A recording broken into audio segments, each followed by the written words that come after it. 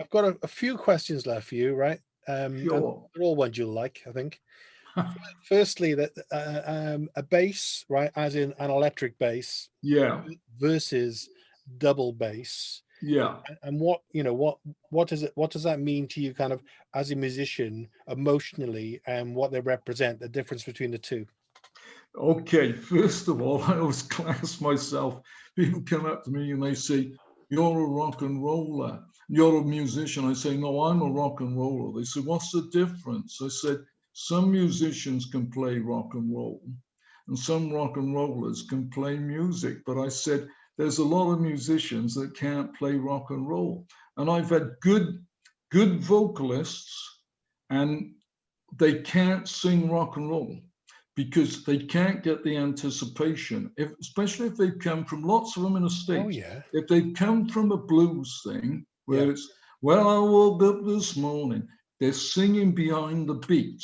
yeah, Now, for rock and roll, you've got to be on that beat and anticipation. Because if you listen to Elvis's, a classic example is Mystery Train, mm. where the lick is Yeah. The going. timing's difficult, Yeah. I And find. he jumps in quick. He goes, "Train it," and he's Yeah, in. And it's that feeling with rock and roll. But going back to instruments, it's um, there's some great bass players out there. I mean, Pino Palladino was fantastic and still yep. is, Another Cardiff legend. Yeah. And although I did say to him when he was with Mickey G, they were playing in Chapter, Yeah. and they did let it rock. And Pino said, "What do you think of that?" Because he'd actually outplayed Mickey. Right? Ah, He was going so many notes on the bass. wow. And I said to him, "Get a 6-string lead guitar." He was so good. But Yeah. no, the double basses are totally different. And I'm glad I started out on it Mm. because I've taught some people over the years who want to come from electric instruments to Yeah. playing double bass. And what they can't get into their head is that on an unfretted instrument, your finger has to be forming the fret, and not, they still visualize and they tend to play marginally flat because they Yes. sort of look at the fingerboard on a double bass and they think, "Oh, there's G," and they just move that fraction lower because they're imagining frets on it. Right. And of course, being a more percussive instrument, the amplification today's helped as well, the bugs for them and everything. Mm. You can, because we've done gigs without drummers where you can keep the beat going with a double bass on the old Johnny Cash boom chicka boom and that, Yeah. Yeah. like hear that train coming boom boom but and but all. you're kind of playing it, it's the whole thing, the physicality of it is totally different. You're playing it kind of Yeah, vertically as opposed to, sure. horizontally, aren't you, really? Although sometimes I do tilt mine and play it horizontally, Yeah. I, climb s- on it. I see pictures of you standing on chairs, and you're right up Yeah, here, stuff like that. I've yeah. cut a lot of that out, but yeah, I mean, fretted instruments are far more, well, it's what they say, they're precise, the Fender Yeah. Precision, and that is it. But and of course, I'm not really a good plectrum player because Okay. we were talking about Eddie Cochran the other day, and I saw Eddie Cochran in the Cardiff Gormonts with Mm. Gene Vincent, which was amazing. But on Eddie Cochran's records, it's his, apart from where Eddie plays every instrument on 20 Flight Rock, where he plays the double bass, the drums, the lot. On the other things like Something Else and Come On Everybody, I Mm. think it's his friend Guyball Smith playing on an early P51 Fender bass, but he's actually put a capo or a capo on it, Oh yeah. and he's playing it with a plectrum, the Wow. dum, dum, dum, dum, dum, dum, Oh dum, yeah. dum, that sort of technique. Mm. Now, when I met Elvis's uncle, name dropping, Vesta Presley, Yeah. who was Vernon's brother, Vesta told me the interesting story of that when they went in to record Baby I Don't Care, Bill Black, who was still playing upright bass but switching to electric bass, Elvis wanted that percussive sound, Yeah. Yeah. and Bill Black couldn't crack it. Mm. and he ended up throwing the bass across the floor of the recording studio. Hmm. So Elvis picked it up and played the electric bass on that number. Wow. And but it is different thinking. It's like, you see, for me, where I came from, the old guys always said to me, "You're part of the rhythm section. Less is more. You're going to be doing root on fifth or walking bass." Yeah. And of course, on a double bass, riffs like where you're playing eights like Lucille, you can't do it. You could, but it would be a killer. You can't do it. So you've got to simplify things. And of course, that's what, yeah, an upright bass, you can't get the span. And if you were going, you know, that sort of stuff. Yeah. And I mean, that's why I like having a pianist, a keyboard player, because his left hand, he can do that. And when he's playing a walking bass, I can just play two notes and wave to the audience. Yeah. It is very percussive, isn't it? Yeah. Yeah.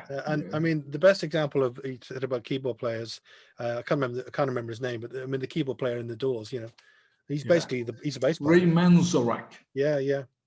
And surprisingly, I was a big fan of the Doors, and when I was in Wardrobe and the Tall Boys, which was a name that Paul Barrett came up with. Good name, yeah. He always liked those names from the rock and roll era, like Dickie Doo and the Don'ts and all that stuff. So I said, I'm thinking of going out doing, because they weren't a big market for 1950s rock and roll. So I said, I'm thinking of going out doing some modern stuff, doing the Doors. So he said, I said, I'm looking for a name. So he said, why don't you be Wardrobe and the Tall Boys? So I said, that'll do for me. Brilliant. So we used to do, She Lives on Love Street, Love Me Two Times, I'm Gonna Love You. I loved all that stuff. Is that a Peterson over to your left, or to my left, your right, on the wooden case stand? On the wall? Yeah. Yeah, that's a, that is a Caramel baritone ukulele. No. The amplifier beneath it. Oh no. See what you mean. Yeah, the one immediately below it is actually an acoustic guitar amp. Yeah. Can't remember the name of the company. It's PMT's own brand acoustic amp. They're great. Okay. But yeah, it looks quite retro, doesn't it? Yeah, it's not a really old one now. No. Because I owned a Peterson for a good few years, which that was a good amp, bass amp with a single 12 in it. Yeah. Yeah, I've also got a fretless bass that I can't play here as well, but that's another story. Well, there again, with the fretless, George Chick played one for years. And of course, it had the marker dots on it to give some sort of indication. But I've never really been a fan of fretless bass guitars, because I think the thing was that's what they made them for, to be precise. Yeah. And I always use flat wound strings. I never use wire wound. So that's the thing with me. Pino, of course, is your man for that, and even playing fretless. You know. Yeah. I mean, you know, there's also is it John Caulfield, who's the Cardiff guy? Yeah. I mean, he's an amazing bassist. So there's two people you've mentioned today. John Caulfield. I don't know whether you've been on the Keep Cardiff Live site yet, but have a look, because John Caulfield's got a section on it. He's talking about tuition, and we talked about the Raiders earlier, and I can't remember the name of the guy, but the guy who was the bass player with the Raiders for years. We interviewed him. Brian Davis. Brian. Yeah, there's an interview with Brian on there for you. Rockhouse, yeah. Yeah, he's a great guy. Because he was with the, I'm trying to think, he went to London after he met the Raiders, and he had success there. Yeah. And the thing that he was living in Penarth, because he'd be a year ahead of me, Brian. He'd be 77 or whatever. He's quite deaf now, actually. It's quite a difficult interview. Yeah. He was flat roofing for a long time as well, you know. But he was an exceptionally good musician. Yeah. And you know, he's good. Well, have a look around on the site, because there's a great. You talked about the night he played with the Kinks, and they're all kicked off and all the rest of it. But you probably enjoy that. He's got a Fender Precision, I think, or a Fender Jazz. That's right. Yeah, in his picture. Just a couple more questions. Sure.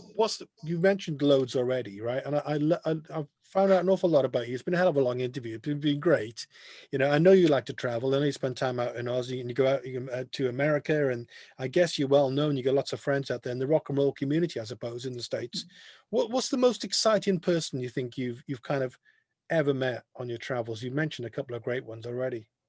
Well, there's so many individual people, but I mean, in the entertainment world, I have been lucky. I've sort of met most of the people that I've ever wanted to meet, including like Scotty Moore and DJ Fontana. Wow. And but then there's the lesser heroes for me who sort of just they're there, but they're under the radar. But I mean, I also got to tour and drive around with Gene Vincent's old backing band, the Blue Caps, Wow. and Johnny Meeks, who was originally it was all Cliff Gallup that played on the first albums, but Johnny Meeks was playing on things like Say Mama and all that stuff.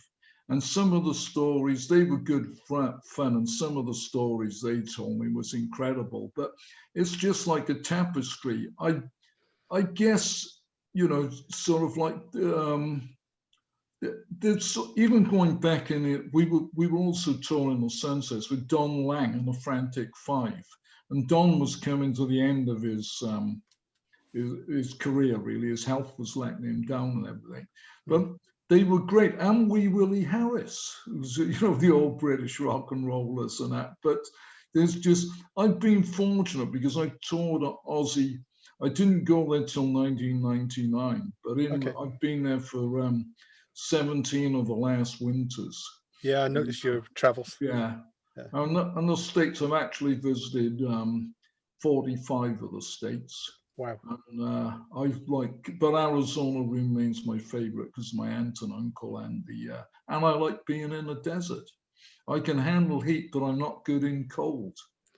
But then as I've got older, I've got a great affinity with Wales. It's like Jake was studying prior to all this up at Aberystwyth. So we'd go up there, and there's a magic about Aberystwyth. It's a nice place. Nice part of Wales, yeah. All that coastline along there is lovely, actually. Yeah. Are you still playing bat at all? Yeah, what happened this year? It was like last Christmas. Yeah, of course. I said to June, my wife, 2020 shaping up great. I said, fly out to Aussie now, January. Yeah. I said, then I'm going to spend about 10 days and then pick up the Celtic Cowboys tour in Texas. Wow. So, of course, the next thing is the Aussies get in touch. All the East Coast cancelled bushfires. So I thought, okay, so stay here and we do a few gigs. And then I get on the plane in March, 18 dates in Texas with the Celtic Cowboys, which was a thing a few years back. We were in Lubbock and I got talking to the people at the Buddy Holly Center. And then they invited me to go back and do some gigs there for their outside things to promote Buddy Holly's birthday and stuff like that. And which is interesting because they got Buddy Holly's Hofner in that museum, which was given to him by Des O'Connor. And they toured in this country. Wow. But anyway, so I met up with an ex-Penarthian who I hadn't seen in 50 years, a guy called Geoff Mules, who's now a dollar millionaire. But him and his wife, they run this band called, let me get it right, Clan Kelly, doing all Celtic stuff. Oh, yeah. And because my mother was from the Republic of Ireland, they said, will you come in playing a bit of double bass and that? And getting my head around some of that folk music then. But it was all good fun. So, of course, anyway, we get this combined thing, some of the dates of Clan Kelly and some of the Celtic Cowboys. And it's funny in Texas because messing about at one of the venues, we started doing Is This the Way to Amarillo? Yeah. And the Texan said, gee, that's great. Did you write it? And it was all that. But, it's I always do Route 66 because I've been on every stop on that and I know it. And the best version is Britain's Rolling Stones, because Nat King Cole's is good, written by Bobby Troup, who was married to Julie London, and then across Chuck Berry's, and then the Rolling Stones. The only problem is none of them have got the stops correctly, because it says goes from St. Louis, Joplin, Missouri. Oklahoma City looks oh so pretty. You'll see Amarillo, Gallup, New Mexico, Flagstaff, Arizona. Don't forget Winona, Kingman, Barstow, San Bernardino. Now the Rolling Stones, they say Windsor instead of all this. And I'm a great thing for picking up on lyrics. But yeah, that's it. The world goes round. Wow. So I'm going to do, if I survive all this, the pandemic, so if everyone comes through, I'm going to have a rock and roll coming out party. Great. Here in Penarth, I'll hire somewhere, and I'll get all the guest artists, and they'll all have to get up and sing a song. So be warned. Yeah, that'd be brilliant. So I know ordinarily, of course, he would have been playing the Penarth festivals and stuff like that, probably. Well, we were booked to do a series in the Windsor pub because we played last Christmas there. Yeah. Then New Year for the Dennis Powers Community Centre. Yeah. And people sometimes, like the other thing was we had bookings in for Warner's, the holiday camps, and for the things that all cancelled. And I mean, I don't think we're going to be back gigging before next summer at the earliest. No, I can't remember what I was listening to yesterday, and they were talking about. It was later than I thought. It was late in the year. Quite late in the year. Yeah. Final question for you. I've got something else to say to you, but what's your fascination with engines?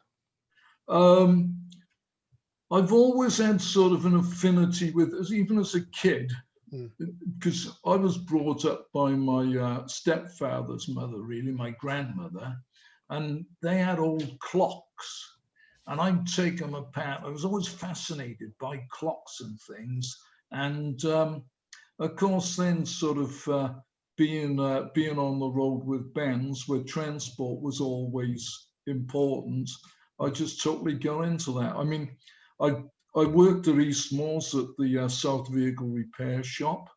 I also worked in the Ilna House there, which was fascinating. That was a generator house in East Moors Steelworks. And there's a story behind that Ilna House, the generating system, was a German invention. And what happened was that after the First World War, the Germans were invited over to put that in place, which they did. But after the Second World War, when it went wrong, of course, they hadn't paid the Germans for it. And so they wouldn't come over and put it to rights. So all the plans and everything were in German, and they eventually got it sorted out. Yeah. But the engineers down there, the 3 electrical engineers, formed a union whereby the 3 of them had all the knowledge for that thing. All right. Yeah. You never ever saw them. They were just on getting their paychecks.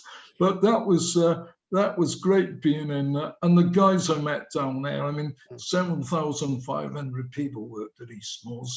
And, whoa, and when that closed, 5,000 of them never worked again. But I met some great, the one time I'm with the electricians, and I'm going around the mills, and this guy came up because I was wearing a pair of Western boots, and he said, "A fellow American." I said, "No, I'm only half American, but I'm not telling you which half." And I said, "What's your name, buddy?" Because he was wearing a pair of Western boots. He said, "Cecil Cleavemore Gallion." from Baton Rouge, right, and all that. So like you'd meet these characters and they were great. It was, fantastic. Yeah. That kind of leads me into the final thing to say to you, really. And you mentioned it earlier, and you said you had a title. Please tell me you are writing this book. Yeah, Jake's trying to get me to put it down because The problem You really is should. You really you should. start doing things, Yeah. and then you think, I'm going to have to sort of change some of the names in this. Yeah. Yeah. And it's like what I've had to do, I've had to put it all into different chapters. I've had to put characters, jobs, transport, dogs, entertainment, you know, because there's so many oddball stories to be told that sort of, and it's finding out what's going to have some reverence to people out there, whether they're going to want to read it or not. You know, it's the thing of that. Well, I've been fascinated by the stories you've told me today. You've got so many great stories. Not only are they great stories, you've got a kind of a great way of telling them. I'll leave you with one final thing now while I Okay. remember it, because this is the oddball thing with me. When Laken Airlines collapsed, June and I, we'd left Phoenix to get to LAX to fly back to the UK, because we'd made the decision that although June was offered the job and that, it was just a different culture in the States of like the open carry law in Arizona and things and that. So anyway, we're going to fly back. Laken Airlines collapses, so we're stuck at the airport for 2 days now till I can mount a rescue package. So I said, let's get over to the Pan Am departure lounge, because when you buy soup in there over there, you get free crackers and things. We didn't have a lot of money. So it's breakfast time and we're just sitting down. And I looked over and I said, there's Bo Diddley over there. And June said, do you think so? So I went over and I said to him, excuse me, sir, Elias McDaniel, I presume. He said, sure enough, boy, you know. So anyway, I said, he said, I'm just waiting for Freddie. I said, oh, he said, Freddie Cannon, we're going up to Fresno to do a show. So we got talking and Bo said, they won't play me on the radio these days. This was 1980. So he said, he said, I got a cassette here, I want you to hear it. So he gets this great big ghetto blaster up now. And they paid for our breakfast. They said, oh, you have this, you have that. And he puts this tape in, and it's got the Shave and a Haircut 10 cents, where he got his the rhythm from, because that was from barber shops. Because in the early days, the barbers would come out and they'd shake the scissors and things and go, shave and a haircut, 10 cents, shave and a haircut, 10 cents. And that got Bo going on it. Wow. So Bo puts on this cassette now, and it's got that rhythm going, and Bo's singing, I'm a funky robot and I wanna rock it. Gonna take my plug and stick it in your socket. He said, they won't play it because they said it's too risky. I said, well, yeah, it could be interpreted that way, Bo, but that's it. And of course, I met up with Bo when he played the Butte Town Festival, when Frankie Johnson brought him over. When was that? Him. That would have been back 70s? In the 80s. 80s, right? Yeah, early 80s.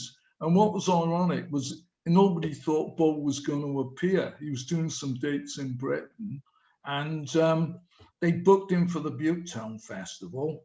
And I think he was just making sure his money was available.